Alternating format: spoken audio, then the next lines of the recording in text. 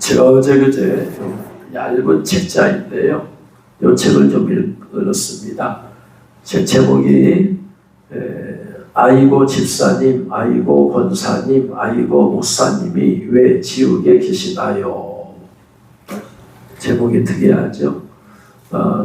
죽었다가 살아난 남연의 권사님의 간증을 그분의 딸이 간증을 제가 옛날에 청년 때 아마 이 간증을 들었었던 것 같은 기억이 지금부터 몇 년 전 얘기입니까? 80년대 얘기니까요. 한 35년 전 얘기, 한 40년 전 얘기 같은데 우연히 이 책을 발견하고 읽었습니다. 책이 아주 작습니다. 몇 페이지 되지 않아요? 43페이지밖에 안 되는데 이번에 간증을 이렇게 짧게 써놓은 책입니다. 그래서 무슨 말씀을 전할까 하는데 이 책을 읽었더니 이 책 내용밖에 생각이 안 납니다. 그래서 이분이 간증한 내용을 되도록이면 간증한 것은 가감하지 말아야 돼요. 성경 말씀은 제가 해석해서 전할 수 있지만 간증은 제가 해석하는 게 아니고 간증한 그 내용을 그대로 해야지 원래 간증하신 분들의 그 의도가 그대로 드러나지 않을까 생각이 듭니다. 그래서 99% 제가 더하지 아니하고 그 내용들을 그대로 나누려고 합니다. 남연희 권사님, 이분이 권사님으로 돌아가셨는데 이분이 마산에서 태어났다고 합니다. 근데 집안은 불교 집안이에요. 맏딸로 태어났어요. 불교 집안의 맏딸로. 그런데 13살 때 우연히 몸종과 함께 외출하였다가 여성 선교사를 만났습니다. 그래서 예수님을 영접을 했어요.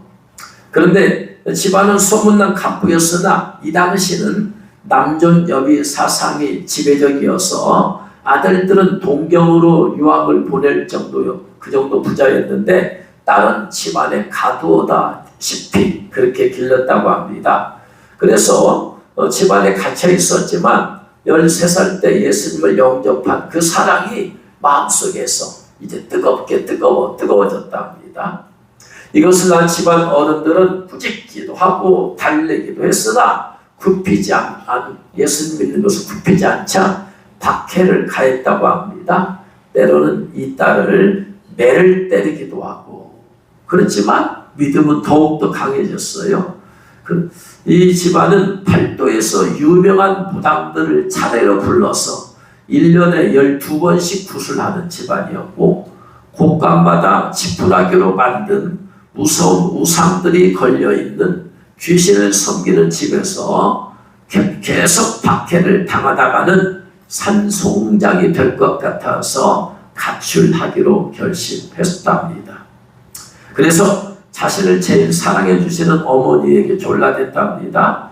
어차피 집안에 있으면 자기가 예수 믿는 것 때문에 죽게 될 것이니 내보내주면 공부를 열심히 해서 금의 환향하겠다고 끈질기게 설득했습니다. 그러자 어머니가 어린 딸이 고초당하는 모습을 보면 남몰래 안타까워 했기 때문에 그 간청을 받아들여서 딸을 남장으로 변장시켜가지고 배낭에 돈을 가득 넣어서 새벽에 밖으로 내보내 주었답니다. 그래서 밖으로 나왔는데 사실 갈 곳이 없죠. 두 번째, 집에만 있었기 때문에 어디로 가야 되는지도 모르겠죠. 일단 집에서 나왔기 때문에. 그래서 주님 어디로 가야 됩니까? 어디로 가야 됩니까? 근데 주님께서 대구로 가라 라는 영감을 감동을 주셨대요. 그런데 대구로 어디로 가야 또 대구인지도 모르니까 주님 저는 대구 어디로 가야 대구로 가는지도 모르겠습니다 했더니 하나님께서 발길이 닿는 대로 가기만 하면 대구가 될 것이다 라는 감동을 주어서 아예 발걸음 자체를 인도해 주시기 시작했답니다. 그렇게 해서 한 달 정도 걸어서 대구에 도착했어요. 그리고 순경에게, 그 당시에는 순경이라고 했죠. 순경에게 대구에는 선교사님들이 많이 산다고 하는데 선교사님들이 사는 곳을 가르쳐달라고 부탁하자 순경이 근처에 있는 양옥집으로 안내해 주었다고 합니다. 그래서 문을 두드리니까 미국 선교사가 미소를 띠면서 반갑게 맞아 주었는데 마침 새벽 기도를 시작하려는 선교사들은 이 소녀가 예수님을 잘 믿기 위해 공부를 하고 싶다는 간청을 듣고 하나님이 보내주셨다고 그렇게 기뻐하였습니다. 그런데 그 뒤에 공부를 가르쳐 주기는커녕 세탁, 청소, 간단한 서양, 요리 등 힘든 집안 일들만 시켰어요. 부잣집에서 자라서 한 번도 일이라고는 해본 적이 없는 이 소녀는 너무나 힘들고 서러워서 땀몰래 눈물을 흘리면서 매일 울었다고 합니다. 그러나 예수님을 사랑하고 성경 공부를 하고 싶다는 열망으로 극복을 했다 합니다. 온갖 굳은 일을 하면서도 웃음을 잃지 않았고 찬송을 부르며 기쁜 마음으로 봉사했다 합니다. 이렇게 해서 지낸 지가 한 달, 두 달, 석 달, 넉 달, 다섯 달, 여섯 달 한마디 불평 없이 맡은 일에 충실하자 어느 날 선교사들이 불렀답니다. 그리고는 그동안 우리는 네가 진정한 하나님의 딸인지 정말로 하나님의 귀한 일꾼이 될 수 있는지 그리고 하나님께 절대 순종할 수 있고 또 인내할 수 있는지 시험해 보았다. 그런데 탐복하지 않을 수가 없구나. 너는 그동안 희생과 봉사를 잘 해냈으므로 이제부터는 아무 일도 하지 말고 우리에게 성경과 학문을 배워라 라고 말을 해줬답니다. 그 6개월 동안이 바로 그를 시험하는 기간이었어요. 그래서 당시 선교재단에서 운영하는 대구의 신명 여중 1학년부터 다니게 되었고 그래서 이제 하나님을 주신 지혜로 공부도 열심히 하고 또 예수님을 잘 믿는 모범생이 되어서 5년이 지나서 학교를 졸업하게 되었어요. 그러자 선교사들이 하와이에 있는 신학교에 가서 공부를 계속할 수 있도록 길을 열어줬습니다. 그 당시는 해외 유학을 간다는 것은 하늘의 별따기죠. 그런데 얼마나 귀한 일이 있겠어요? 그래서 드디어 자기가 해외로 가서 공부할 수 있다는 것에 자부심을 느껴서 그 다음에 또 부모님의 승낙을 받고 서류도 내야 되니까 그래서 집으로 찾아갔다 합니다. 그런데 이렇게 공부하는 과정에서 이제 전통적인 한국 여성의 옷차림이 아니고 이제 신여성으로의 옷차림도 바꾸고 다 그렇게 되었습니다. 그래서 이제 집으로 갔는데 한편 마산에서는 맏딸이 실종되자 막대한 보상금을 걸고 행방을 수소문하였는데 성과가 없자 죽은 줄 알고 포기하고 있던 상태였다 합니다. 완전히 신여성을 변모한 이 소녀가 찾아오자 문을 연 몸정도 전혀 알아보지 못했어요. 그러자 자기 자신을 들춰내자 몸정이 알고 이제 소리쳤어요. 그러니까 대청마을에서 장기를 두고 있던 아버지와 오라버니가 자기가 돌아왔다는 사실을 듣고 기뻐하기는커녕 몽둥이를 들고 나왔답니다. 그렇지 않아도 네가 노란 귀신을 우리 남씨 집안 가문에 들여와서 망신시키고 결국 도망가더니 이제는 네가 노란 귀신이 되어서 집안에까지 찾아들어왔으니 우리 남씨 집안은 완전히 망하게 되었다 라고 노발대발하면서 매질을 하기 시작했다. 심한 매질을 당하자 그녀는 그 자리에서 기절을 해버렸고 동네에 소문이 날세라 아버지와 오라버니는 그녀를 단하게 숨겨놓았다고 합니다. 그래도 딸을 가장 사랑했던 어머니는 딸을 정성껏 치료하고 보약까지 먹였습니다. 그래서 건강을 회복시켰습니다. 근데 그 딸이 자기에게 자초지종을 이제 집을 갖춰내서 있었던 일을 다 얘기하자 그 어머니가 주님께 헌신한 딸을 막을 길이 없다고 판단했어요. 그래서 유학에 필요한 구비 서류에 도장을 찍어주고 다시 몰래 두 번째 탈출시켜 주었습니다. 그래서 그녀는 군용 비행기로 하와이에 떠나게 되었어요. 떠나게 되기 전에 부산 부둣가에서 환송 예배를 드리는데 그 자리에 오라버니가 뒤쫓아왔어요. 그래가지고 거기서 다시 끌려서 집 안으로 가게 되었어요. 또다시 집에 끌려온 그녀에게 매질이 반복되었고 집으로 끌려온 그녀는 죽든지 아니면 모든 것을 포기하고 시집을 가든지 둘 중 하나를 선택하라고 했어요. 집에서. 그녀는 주님을 사랑하고 자신을 헌신하기로 서원한 그녀는 불교 집안에 시집을 가기보다는 죽는 것이 낫겠다고 생각했어요. 그래서 다시 세 번째 탈출을 감행했습니다. 그리고 이제는 대구 선교사님 저택에도 갈 수 없게 되었고 그래서 이제 선교사님의 도움으로 상해로 건너갔다고 합니다.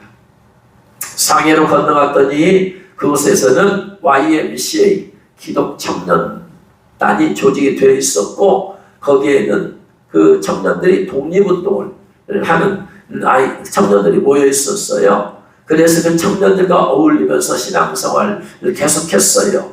그런데 그 가운데 청년회장이 많은 호의를 베풀어 주었고 마음이 열리게 되었답니다. 혼자보다 둘이 힘을 합쳐 주님을 위해 일하는 것이 더 낫겠다고 생각하고 두 사람은 결혼을 했답니다. 이때가 27세였대요. 그런데 그 당시는 13살에 시집을 가서 15살이 되면 아기를 낳을 때였어요. 그런데 27세에 아가씨가 되었으니 이건 할머니 취급을 받던 때였다고 합니다. 시집은 대구에서 시작이 되었는데 소문난 기독교 가정이었대요. 그런데 그 집에서는 아들을 유학까지 보낸 장손인데 하필이면 할머니가 다 된 삭시를 달고 오자 시어머니가 크게 실망하였고 자식을 갖지 못할 것이라는 걱정이 태산 같았답니다. 그래서 어머니한테 핍박을 많이 받았대요. 그나마 그런데 시아버지가 신앙심이 깊어서 많은 사랑과 위로를 받았다고 합니다. 그런데 아이를 나이가 많아서 아이를 낳지 못할 것이라는 것은 기우였고 그녀는 쑥쑥 아기를 낳았다고 합니다. 연이어서 딸을 넷을 출산했는데 넷을 출산해 모두가 딸이 돼요. 아들을 낳아야 대를 이어야 하는 집안에 딸만 넷을 낳았으니 얼마나 낙심이 되겠어요. 그래서 아들을 원하는 마음으로 5째 아기를 가졌는데 또 딸이었어요. 그래서 어쨌든 선택의 여지가 없습니다. 또 아들을 낳아야 되니까 6번째 했는데 6번째 아들일 줄 알았더니 또 딸이었어요. 7번째는 정말로 아들을 줄 줄 믿고 있는데 또 딸이었어요.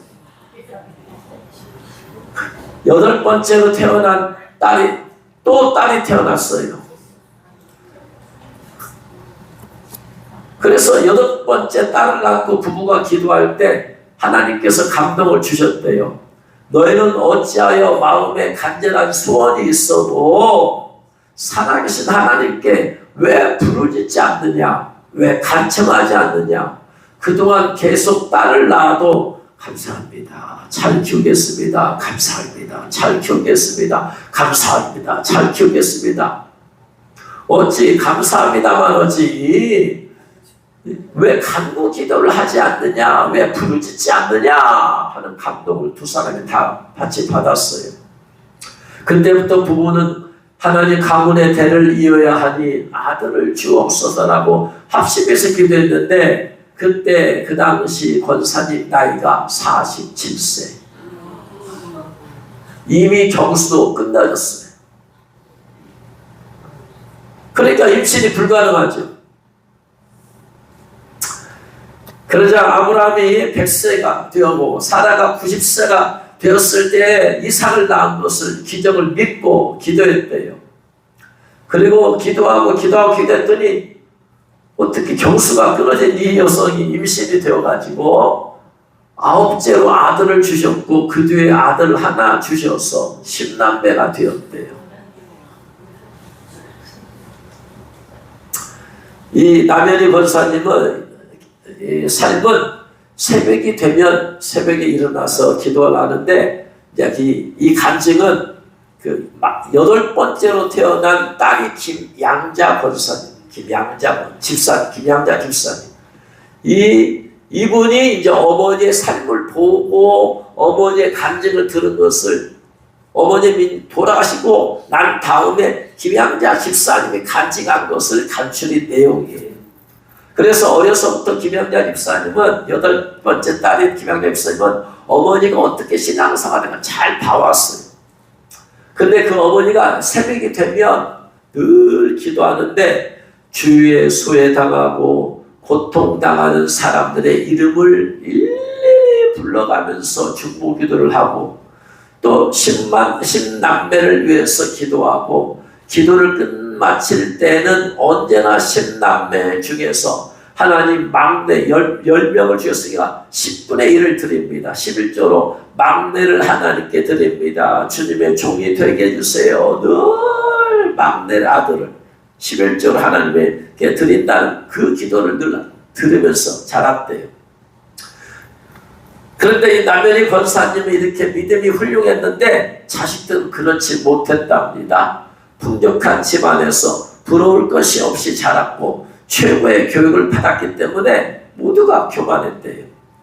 부모가 이름 있는 장로, 아버지가 장로, 어머니가 권사였으므로 교회는 부지런히 다니고 주일학교 선생이나 성관의 직분을 맡기는 했지만 참된 믿음은 없었다고 합니다. 특히 주의 종이 되게 해달라고 11조로 바친 막내 아들은 집안에서 황제처럼 또 받들려져서 자라더니 중3이 되면서 옆길로 빠지기 시작했대요. 철이 없을 때는 어머니가 밤낮 입버릇처럼 기도하던 주님의 종이 최고의 영인 줄 알았으나 자라면서 주님의 종이 제일 구질구질한 목사를 의미한다는 사실을 깨닫고 반항하기 시작했답니다. 권사님들은 자기들이 속을 썩여도 실망하지 않고 열심히 기도했답니다. 또 사랑에 충만해서 남을 위해서 중보 기도할 뿐 아니라 이웃을 위한 희생과 봉사를 말없이 실천했답니다. 해가 질 때면 시장에 나가서 그날 물건을 팔지 못해 안타까워하는 장사들로부터 후한값을 주고 사면서 저는 예수 믿는 할머니입니다. 예수 믿고 복 받으세요 라고 하면서 전도했답니다. 사랑의 실천을 동반한 전도는 항상 상대방에게 감화를 주어서 많은 영혼을 구원했답니다. 집안 살림이 풍족했으므로 시장에서 사들인 배추, 감자, 생선 그리고 집안에 남아나는 옷 등을 챙겨서 홍제동 언덕 판자촌의 빈민굴로 찾아가서 여기 예수 믿는 할머니 왔습니다. 물건 받아가세요 라고 하며 나누어 주었대요. 그 당시 그 빈민굴 안에는 환자들이 많았다고 합니다. 폐병으로 각혈하거나 암으로 죽을 날만 기다리다가 영양실조로 일을 못하는 환자들이 대부분이었답니다. 이 남현희 원사님은 냄새나는 환자들의 방 안에 들어가 그들을 위해서 기도해 주고 쥐치닥거리를 다해 주었답니다. 이렇게 전도하고 돌아올 때면 그들이 너무나 불쌍해서 울어서 눈이 퉁퉁 붓고 보따리 속에는 귤덩어리, 고름덩어리, 피걸레가 된 환자들의 옷을 싸가지고 와서 빨아가지고 다시 갖다 주고 낸답니다. 이런 권사님을 자식들은 무척 핍박했다고 합니다. 어찌해서 예수님을 믿어도 그처럼 구질구질하고 청승맞게 믿어야 하느냐? 왜 그런 사람들만 상대하며 전도하느냐?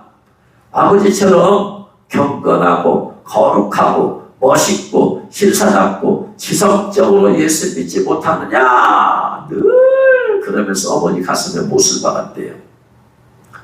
이 남현희 권사님의 남편은 장로인데 다른 신앙생활이 이렇답니다. 외국에 가서 유학까지 갔다 왔으니 얼마나 공부를 많이 했겠어요. 그래서 서재에는 기독교 서적으로 가득 차 있었고 성경에 대해서는 해방에서 목사님들이 묻거나 책을 빌리러 찾아올 정도였답니다. 더구나 부유해서 교회의 11조나 감사 헌금을 항상 제일 많이 하고 구제 사업에도 앞장섰어요. 그런데 늘 자신을 내세우고 자랑하기를 기뻐했답니다. 믿음없는 자식들은 그런 아버지의 신앙 태도를 더 좋아했기 때문에 어머니에게 아버지를 본받으라고 윽박지르고 창피해 죽겠으니 제발 판자촌은 찾아다니지 말라고 구박했답니다. 그처럼 자식들과 남편으로부터 구박을 받으면서도 권사님은 한 번도 반박하거나 화를 내지 않았답니다. 항상 웃으면서 하나님만은 아신다고 답변하시거나 아니면 신앙의 뿌리가 깊어지면 이해할 날이 올 것이다 라고 말했습니다. 그러면서 남몰래 눈물을 흘리며 기도하며 괴로움을 극복했다고 합니다. 그런데 어느 날 권사님은 체해서 토할 것 같다고 하면서 막내딸에게 약을 좀 사오라고 하더랍니다. 건강해서 병을 모르고 지내오던 권사님인데 그래서 약을 사오라니까 약을 사왔는데 약을 먹어도 효력이 없자 그 권사님은 아무래도 심상치 않다고 병원에 가자고 했답니다. 그러니까 병 한 번 걸려본 적이 없는 권사님이 스스로 병원에 가겠다고 나서니까 자녀들이 사태의 심각성을 깨닫고 모시고 갔습니다. 그랬더니 병원에 가서 진찰을 받고 검사를 해보더니 악성 위암 3기라고 합니다. 수술도 할 수 없는 상태여서 앞으로 20일밖에 못 삽니다 라고 시한부 사형 선고가 내려졌답니다. 건강했던 어머니가 더구나 며칠 전만 해도 판자촌을 누비고 다니면서 전도하러 다녔던 어머니가 위암이라니 가족들은 믿을 수가 없었답니다. 그래서 오진이 틀림없다 생각하고 당시 암의 권위자인 다른 의사에게 가서 진단을 받았지만 결과는 똑같았습니다. 심남매는 권사님을 서울 불광동 집에 모셔놓고 예배를 드리면서 울기 시작했답니다. 그런데 기묘한 일이 발생했답니다. 일반적으로 암 환자는 임종이 가까워질 때 피부가 검게 타들어가는데 권사님은 정반대로 천사의 얼굴처럼 빛을 발하는 영광스러운 얼굴로 변화되는 것이랍니다. 권사님은 심남매에게 찬송과 기도와 성경 읽기를 게을리하면 시커멓고 추하기 짝이 없는 동물 모양의 마귀들이 담을 넘어 나타나 방 안으로 들어오려고 하지만 예배를 드리면 마귀들이 질색하며 떠난다고 하셨습니다. 아마 영화 열려서 이걸 본 것 같아요. 그러니 자신의 머리맡에 앉아 자녀들이 찬송과 기도와 성경 읽기를 그치지 말아달라고 앞으로 20일밖에 안 남았으니까 그렇게 부탁을 했답니다. 그런데 각자가 가정이 있고 또 할 일도 있고 자녀들이 있고 그러니까 심남매가 다 모여 살 수 없어서 24시간 예배를 드린 것은 무리라서 3계조로 편성해서 차례로 그 일을 했다고 합니다. 그러는 가운데 이 암에 걸린 남현희 권사님 얼굴은 날로 빛을 발하였고 교회에서 병문안을 왔다가 모두 놀라고 위안을 받고 돌아가곤 했답니다. 그러다가 이상한 예감을 느낀 남현희 권사님이 가족들을 모두 불러 고별 예배, 즉 임종 예배를 드렸답니다. 그래서 고별 예배 이제 마지막에 내가 갈 때가 이제 가까워진 것 같으다. 마지막 예배 드리고 가자 해서 이제 그렇게 하겠죠. 고별 예배가 끝나고 난 다음에 막내딸만 남게 한 후 주님 앞에 갈 때가 되었으니 나를 깨끗이 씻기고 또 몸 단장을 해달라고 부탁했답니다. 주님 앞에 갈 때 입으려고 준비해줬던 아름다운 한복 입혀달라고 했습니다. 그래서 입혀주니까 다시 가족들을 불러 모았답니다. 그리고 남현희 권사님은 가족들에게 3가지 유언을 남기면서 이 유언을 반드시 명심하고 실천하라고 했답니다. 첫째는 무엇보다도 사랑이 충만하여 주님이 대속하신 사랑의 극치를 본받고 그 사랑을 실천하라. 자기 자신은 그 사랑을 실천하기 위해 발버둥을 쳤지만 결국 다 못하고 가게 되었으니 자식들이라도 실천해달라고 부탁했습니다. 두 번째, 철저한 11조 생활을 하라고 했답니다. 모든 것은 하나님의 소유지만 10분의 9를 우리가 쓰도록 허락해 주신 만큼 10분의 1은 하나님을 위해서 드려야지 그것마저 도둑질하면 절대로 복을 받지 못한다는 사실을 명심하라고 일러주었답니다. 세 번째, 알곡 신자가 되어 섬기는 제단에서 주님의 종을 잘 받들고 헌신하며 봉사하는 신앙생활을 하라고 했답니다. 이 3가지 유언을 끝내고 10남매로 하여금 그 유언을 3번 반복하도록 하신 다음에야 비로소 마음을 놓고 이것은 나의 말이 아니고 주님의 명령이니까 죽을 때까지 잘 지켜서 모두 천국에서 같이 만나자고 말하였습니다. 그리고는 2 팔을 올리고 영안으로 하늘을 보시면서 오 사랑하는 예수님 그 크신 은혜를 감사합니다. 이제 저를 오라 하시니 주님 곁으로 가옵니다 하고 나서 숨이 멈췄습니다. 숨이 끊어졌어요. 그 순간 장내는 울음바다로 변했답니다. 어머니, 불쌍한 우리 어머니, 이 세상 사는 동안 호강 한번 못 해보고 고생만 하시다가 떠나가신 어머니, 저희 부요 자식들을 용서하십시오 하면서 몽노하 울었다고 합니다.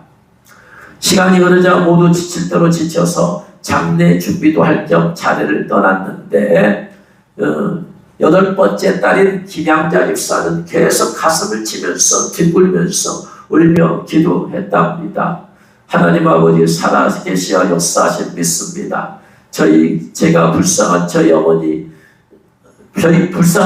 한 번만 살려주시며 목숨을 다하여 효도하겠나이다. 이렇게 부르짖으면서 어머니를 끌어안고 이미 숨이 멈춘 어머니를 끌어안고 뺨과 뺨을 비비면서 거의 미칠 지경이 되었다고 합니다. 그런데 혼자만 울고 있는 줄 알았더니 하나님께 11조로 드린다고 막내 아들도 서럽게 몽노하 울고 있었답니다.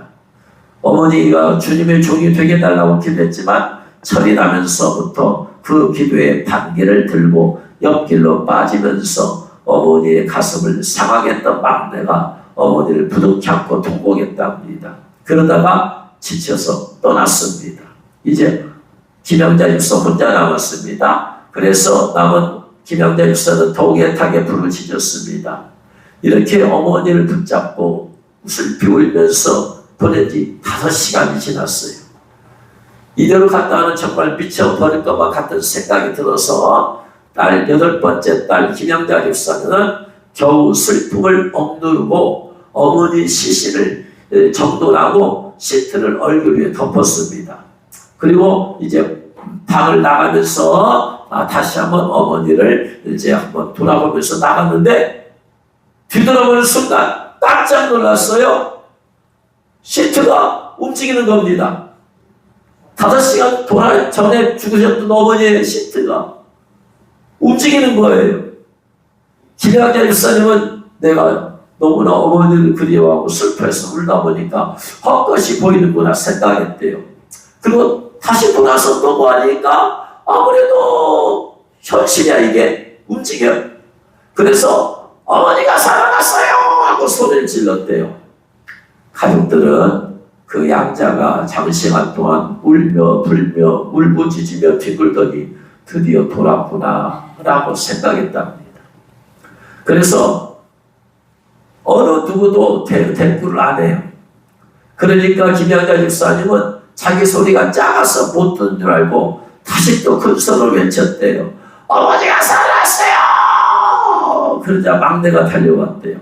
그때 권사님은 이미 살아나셔서 시트를 제쳐버리고 눈동자를 이리저리 돌리고 있었답니다.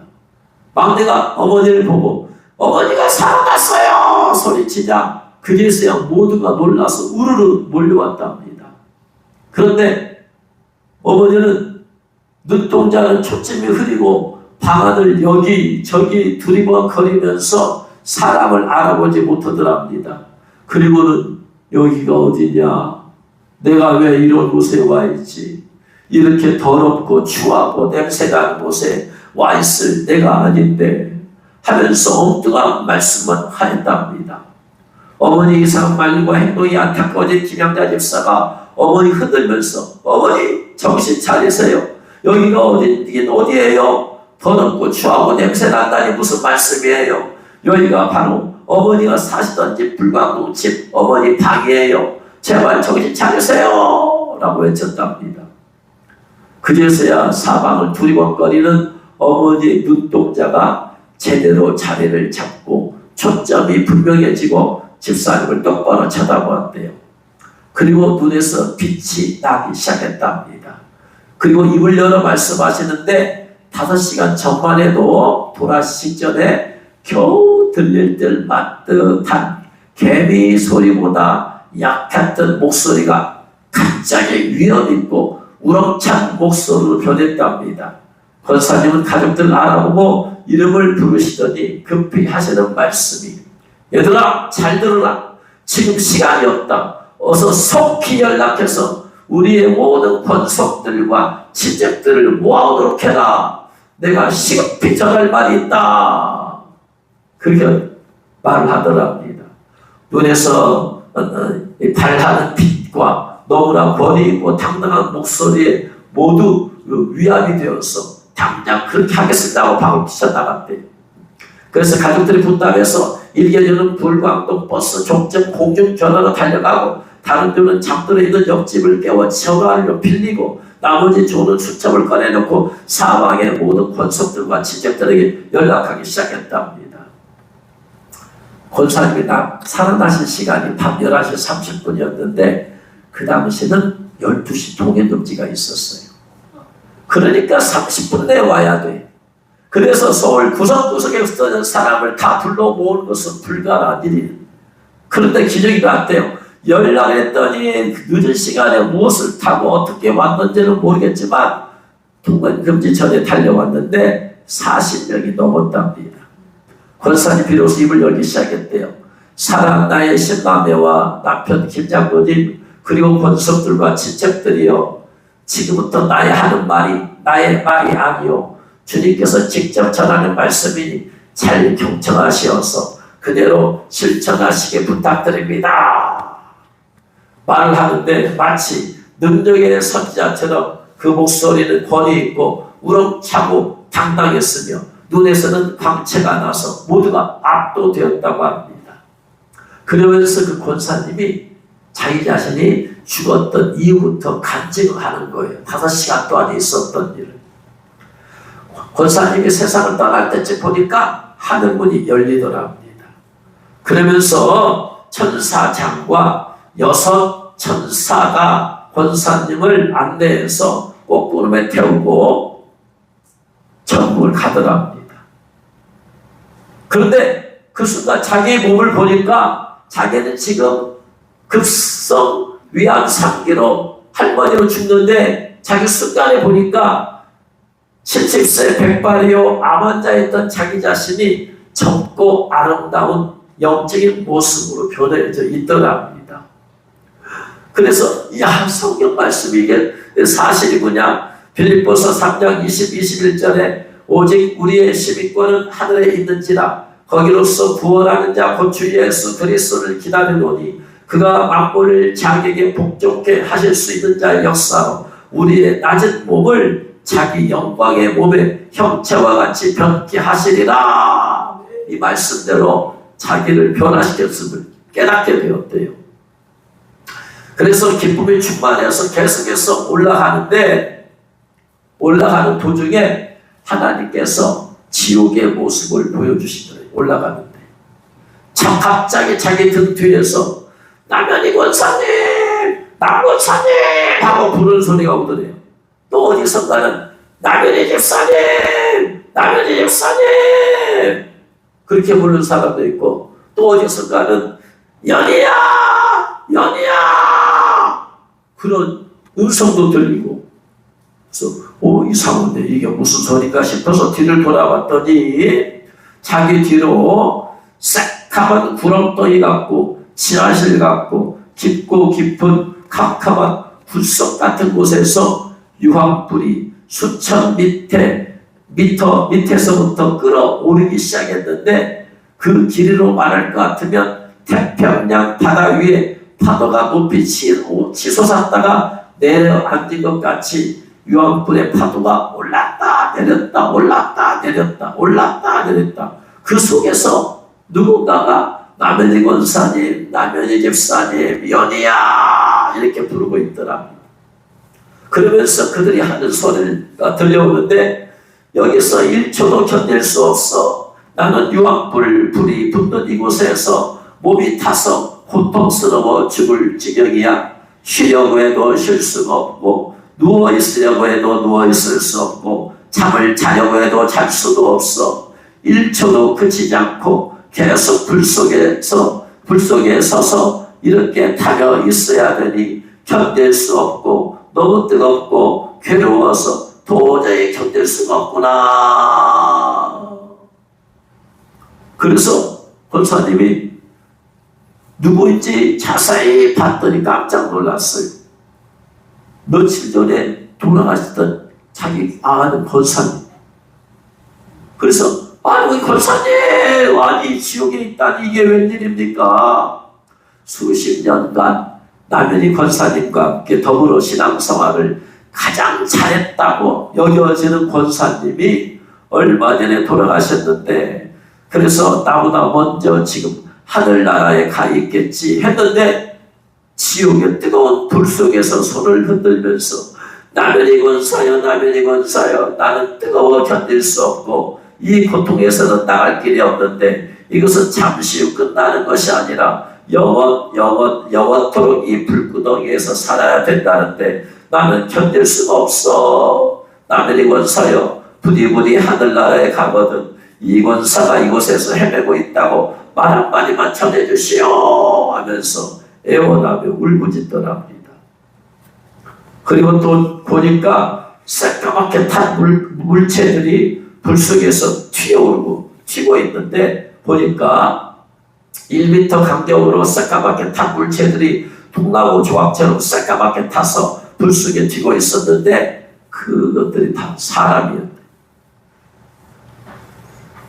그 중에서 또 일부를 알아보더랍니다. 아이고 아무개 권사님, 아이고 아무개 집사님, 아이고 아무개 목사님, 심지어 목사님까지 있더래요. 목사님이 웬일입니까? 지옥에 목사님도 있더랍니다. 목사님도 있고 장로님도 있고 믿는 자 가운데 직분을 받은 자들이 너무 많이 지옥 불 속에 있었답니다. 그래서 권사님은 너무나 놀랐답니다. 권사님은 그것을 보고 인간이 보는 눈과 하나님의 보는 눈이 완전히 다르다는 것을 깨달았답니다.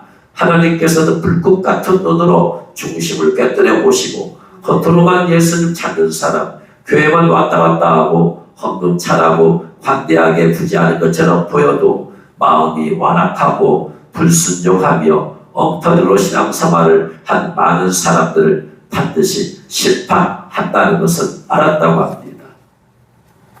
그렇게 해서 보면서 이제 꽃구름이 이제 천국의 문 앞에 이제 도달했다고 합니다. 그러면서 천국을 이제 슬픔도 눈물도 없는 천국에 들어가니까 기대감으로 들어가려고 하는데, 왠지 소름이 끼치면서 두려운 전율이 엄습했다고 합니다.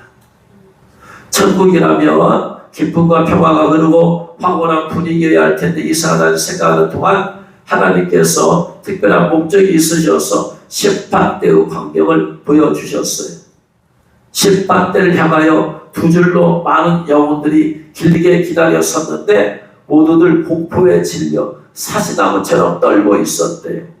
그들의 눈들은 불안과 초조로 가득 차고 안절부절하고 있었대요. 그들의 이름이 호명되어 심판대 앞에 불려나가면 그들의 일생이 스크린에 나타난 영화처럼 낱낱이 드러났고 최후 판결이 내려졌대요. 차라리 지옥의 유황불에서 고통을 당하고 있는 것이 더 나을 텐데 심판대 앞에서 차례를 기다리며 공포에 떨고 있는 그들의 모습은 너무나 처참했대요. 이곳에서도 아는 영혼들을 보았고 그들은 한사코 권사님에게 애원하면서 예수님한테 잘 말씀드려달라고 그렇게 뭔가가 잘못됐다고, 자기가 이 세상에 살 때는 신앙생활을 잘했는데 왜 이렇게 돼 있냐고, 예수님한테 잘 말해달라고 뭔가 잘못된 것 같다고 아마 그렇게 부탁을 하는 것 같아요. 이곳에서 큰 충격을 받고 권사님은 천국으로 향하는 기쁨도 잊어버리고 줄곧 울고 있었답니다. 그러면서 한동안 울고 있는데 도저히 눈을 뜰 수 없는 강렬한 광채가 자신을 비추더래요. 그래서 천사장한테 물어봤더니 이제 천국에 도달했습니다 라고 하더랍니다. 그래서 천국 안에 들어서자 아름다운 향기에 황홀해졌답니다. 어디서 저런 아름다운 향기가 불어오는지 향기를 맡고 있으니 얼마 전 받았던 충격과 슬픔이 다 사라지고 기쁨과 화평만이 샘처럼 솟아났다고 합니다. 그리고 수없이 많은 아름다운 꽃들이 주위로 끝없이 펼쳐져 있었다고 합니다. 지상에서 볼 수 없었던 꼴도 많았답니다. 권사님은 특히 꽃을 좋아해서 집 마당에도 여러 가지 꽃을 심고 냈고 자신의 무덤 주위에도 꽃나무를 심어달라고 부탁을 전거했는데 천국의 그 아름다운 꽃들은 모두 하나님을 찬양하는 노래로 화답하더랍니다. 그 다음에 성가대의 그 찬양 소리가 들려오더니 수백 명의 아기 천사 성가대가 나타나서 권사님을 환영하더랍니다. 아름다운 찬송 소리 권사님 완전히 매혹당했습니다. 천국에서는 아름다운 찬송 소리가 어디에서든지 항상 들려왔답니다. 천사들이 제일 먼저 앞장서고 그 뒤로 아기 천사 성가대 그리고 권사님 그리고 끝으로 6 천사가 계속 천국 안으로 들어갔습니다. 그런데 놀라운 것은 모든 일행이 약 1m 정도 공중에 붕 떠서 가고 있더랍니다.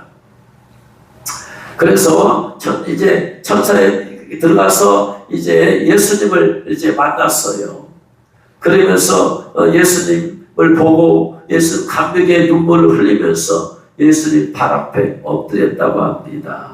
예수님께서 사랑하는 딸 나면이 권사야 부르는데 얼굴을 둘 수 없어서 엎드려 있었대요. 사랑하는 딸 나면이 권사야 부르는데 또 용기가 나지 않아서 있는데 이 바보야 일생 동안 이 한순간을 위해서 살아왔지 않느냐. 다음에 한 번 더 부르거든 용기를 가지고 얼른 일어나 예수님 품에 안기도록 해라 하는 생각이 떠올랐대요. 세 번째로 부르는 예수님의 음성이 들리자 주여 내가 여기 있나이다 하며 벌떡 일어나서 예수님을 바라보는 순간 예수님이 눈과 나면이 권사의 눈이 마주치면서 오 주여 죄인입니다. 눈을 바라보는 순간에 그러면서 자신의 몸을 두 팔로 감싸면서 쓰러졌대요. 자비하고 인자하고 사랑이 넘치며 부드러우리라고 상상했던 예수님의 얼굴은 오히려 엄하였고 불꽃 같은 눈의 광채가 꿰뚫어보자 자신의 더러운 죄가 유리알처럼 낱낱이 드러났기 때문에 그 죄를 조금이라도 가려보려고 두 팔로 몸을 감싸면서 쓰러진 것이랍니다. 권사님은 들고 떨리는 마음으로 오 주여 저 같은 죄인이 감히 천국에 올 수 있다고 생각한 것이 잘못입니다. 이 죄를 용서하여 주십시오 라고 울부짖으면서 가슴을 치며 회개했다고 합니다.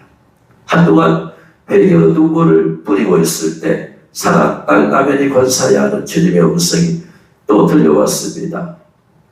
그러자 주님 제가 여기 있다이다 이 죄인 여기 있다이다 하면서 간신히 일어나서 예수님을 바라보았대요. 그러자 이번에는 예수님의 얼굴이 사랑과 인자하심과 자비로 넘쳐 흐르시고 부드러운 미소를 만면에 짓고 계실 것이었다고 합니다. 그리고 나베리 권사를 안아줬다고 합니다. 사랑하는 딸 나베리 권사야, 그동안 얼마나 고생이 많았느냐 하시면서 위로해 주자 권사님은 너무나 감격하여서 그만 몽무와 울고 말았다고 합니다. 그러면서 권사님의 시아버지인 장로님을 또 거기서 만나서 장로님이 그 자기 며느리를 이렇게 환영해 주더랍니다. 이 장로님은 별명이 예수 할아버지였을 만큼 독실한 기독 크리스찬이었대요. 그는 대구에서 교회를 개척하였고 나원자촌에서 평생을 사셨대요.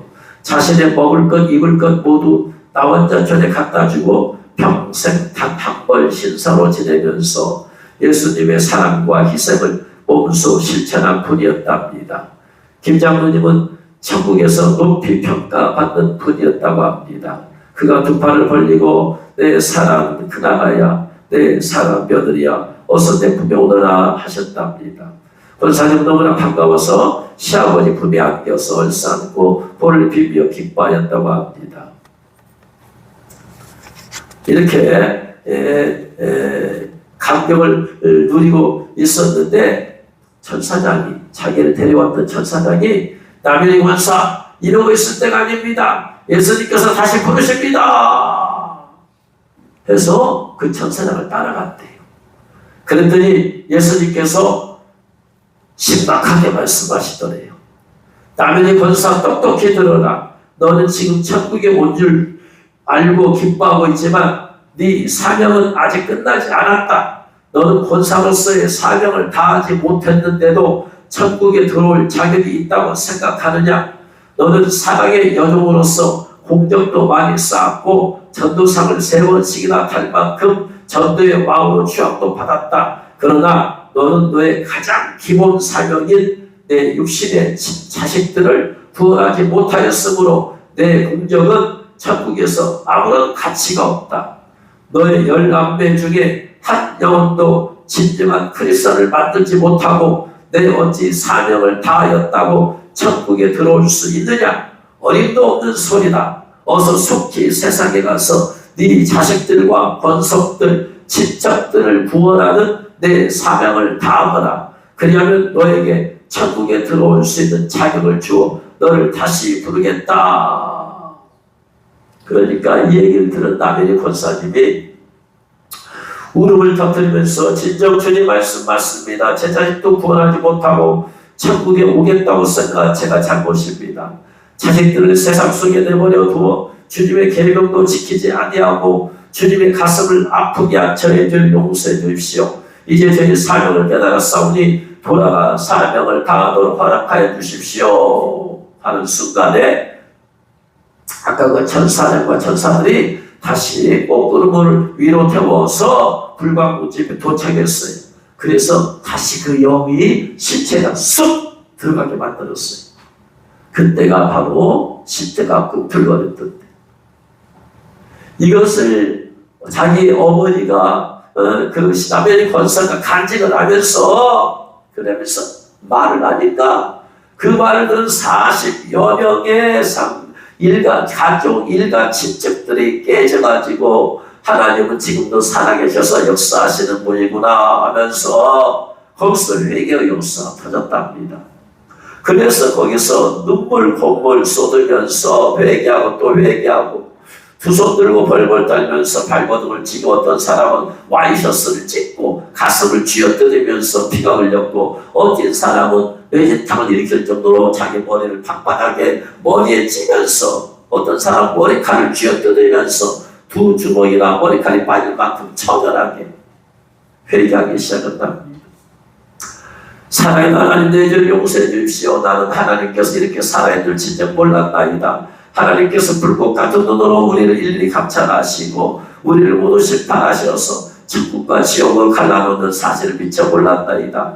예수를 바라본 가룟 유다처럼 세상에서 온갖 죄를 다 지으면서 주님을 십자가에 못 박거나 했던 내 죄를 용서해 주옵소서. 막 회개하고 그래서 모두가 한 명도 남김없이 그 자리에서 회개하고 다 예수님을 영접하는 놀라운 역사가 나타났답니다. 사명을 다 마쳤던 권사님의 영혼은 다시 천국으로 돌아갔고, 주님의 그 사랑하는 여종 남부사를 통해서 거짓 신도, 가짜 신도, 엉터리 신도, 죽정의 신도였던 신남매와 일간 친척들은 철저히 회개하고 참신자가 되었답니다. 그리고 그 권사님의 사랑과 전대 은사를 이어받아서 그 8번째 딸 김양자 집사님이 그때 막 전국을 다니면서 간증하는 것을 제가 테이프로 들은 것 같아요. 그리고 11조로 바쳤던 막내 아들은 어머니의 천국 체험을 통해서 자신을 주님께로 드리고 서원하고 나중에 목사가 되었답니다.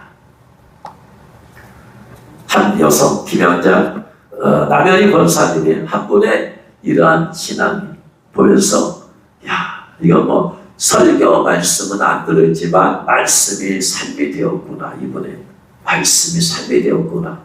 설교 말씀, 우리가 머릿속에 있는 것 수십 가지 외면 뭐하느냐? 삶이 안 되는데, 삶이, 이분은 삶이, 말씀이 삶이 되어서 그렇게 삶을 살았더니 주님께서 이런 초자연적인 역사를 나타내어서 온 가족과 일가 친척이 구원받게 하셨구나. 이런 삶이, 이분의 삶이 저는 얼마나 감동이 되는지 모릅니다. 그래서 일평생 기도했던 이 권사님의 기도를 주님 들으시고 온 가족이 구원받게 하심을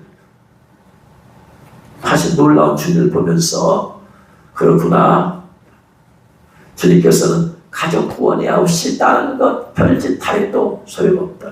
가족을 구원해야 됩니다. 그래서 우리가 예수 믿으면 가장 먼저 해야 될 것은 가족 구원, 가족 구원. 가족 구원은 말로만 안 돼. 삶을, 사랑과 희생과 섬김이 없이는 안 된다.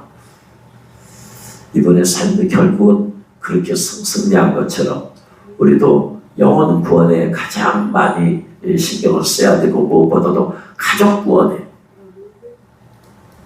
사랑과 섬김으로, 순종함으로, 희생으로, 그래서 영혼을 구원해서 수많은 영혼을, 또 가족을, 모든 가족들을 다 주님 앞으로 이끄는, 인도하는 저와 여러분 되시기를 주님의 이름으로 축원합니다.